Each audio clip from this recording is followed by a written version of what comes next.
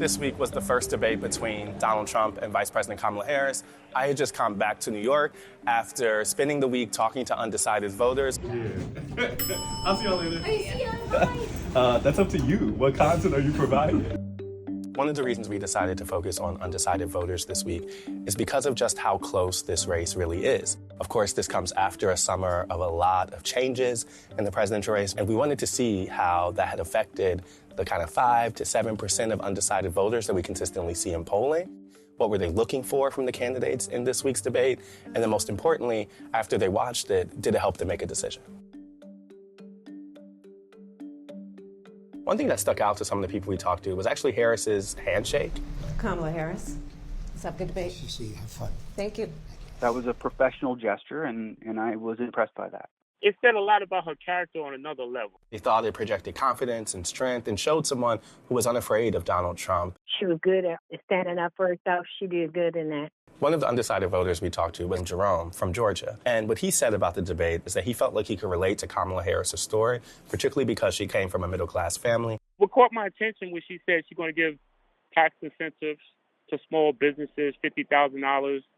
You know, she was talking about the regular American citizen. But like a lot of voters we talked to, even though he liked one candidate more at the debate, it's not like he left completely sure that's how he was going to vote. We also spoke to a man named Charles from North Carolina, and his takeaway from the debate was one that was less positive about Harris. I'm probably around 70-30 for Trump at this point. If she shows me a plan that makes sense, like my mind could be changed. Stop saying how, whose fault it is we got here and start saying this is how we're going to get out. And this is something we have heard from some people. They want to know what the differences are between her and Joe Biden, her and other members of the party, and what she would really prioritize. We didn't get a lot of policy in that. It became very much about how they feel or the things in the past. I still have the big question, which she never really answered, of why it has taken her this long to act. Another undecided voter we talked to was William in Pennsylvania. He's someone who was planning to vote for RFK Jr. Neither candidate answered the opening questions to them. They just kind of deflected it. So,